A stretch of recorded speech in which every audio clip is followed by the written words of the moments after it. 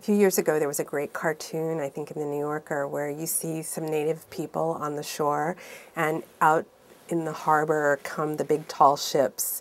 And one Native American says to the other, "I knew that immigration policy was something we had to work on." And that's a little bit of a humorous approach, but my first year in teaching in Arizona, where I grew up, I was teaching at Arizona State, the course Immigration Law, and there were Native American students in the class, and they seriously asked all of us and taught me to reevaluate the myths we tell ourselves about immigration law. We often talk about the United States as being this open territory where everyone was free to come, where the land was ours for developing, and we forget that even at the time of the founding of our country and the first Western Europeans coming to the United States, there were negotiations with existing people, and there were, should we call them, bilateral treaties of negotiation about who could live here and who couldn't.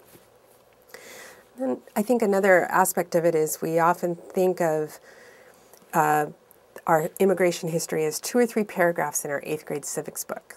You know, first came Columbus and his ships, then came the Pilgrims, and each story of the first European settlers in the United States has with it aspects of immigration limitation.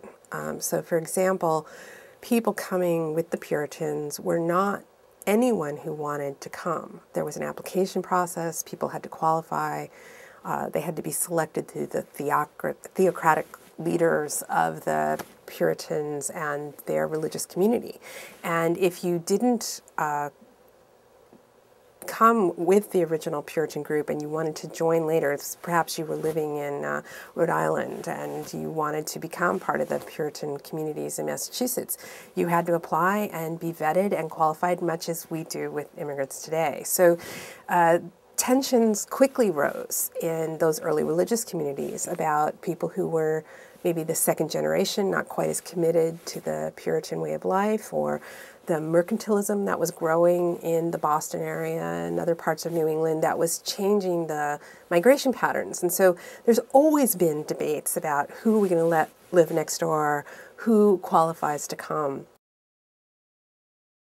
Again, when we say we're talking about immigration and the Industrial Revolution and the agricultural revolutions before, often the story is told as just the migration of the free labor, the free white male, or the people who could come. Of course, part of all immigration history in the United States is also forced migration, slavery, and people subjugated to work here temporarily, such as indentured servants or the convicts who were settled briefly in the state of Georgia.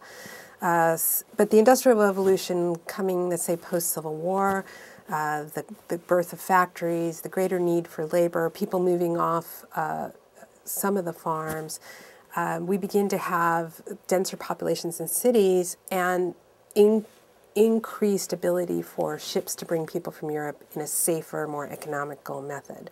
So the great period of American rapid immigration, we think the Ellis Island experience, right? All the Europeans that were coming, the millions of people coming at that period. We often think of that as everyone was welcome, it was all positive.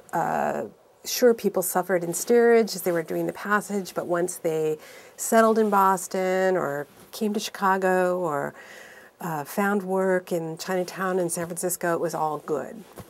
But actually there's always been great tensions about all migration populations. And one of the sad stories, in my view, of our history is that organized labor early on really took the position that it was better to be pro-immigration controls and restriction rather than working to organize the new immigrants coming. And the earliest, most grievous example is organized labor in, not today's unions, but the organized labor groups or political groups of California opposing Chinese migration.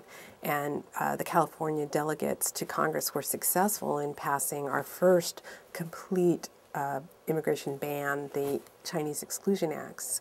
And there were several of them between 1880 and 1890s, but ultimately the motivations were rhetoric that you hear today, things like these people come to this country, but they don't want to learn our language.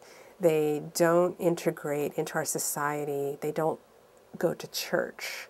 They will live 10 men in a room in conditions no civilized man would live and work for wages that no honest American would work for. So that's often stories you hear today about Chinese, or you hear today about people from Mexico and Central and South America, that it's an unfair competition to American labor.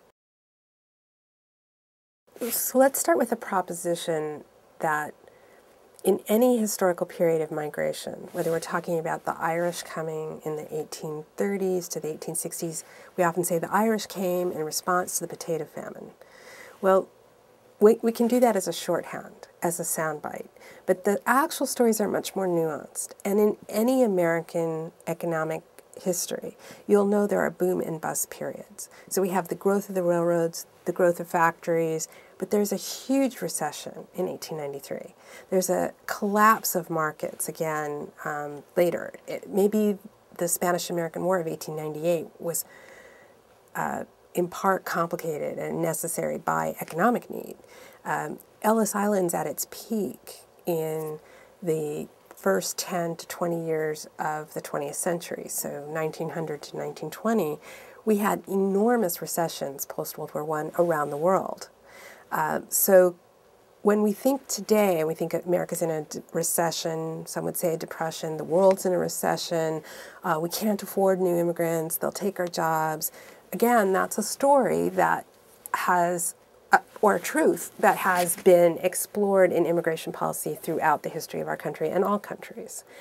I'm not an economist, but like any good law professor, I can read the economic literature and I can tell you there are arguments on any side.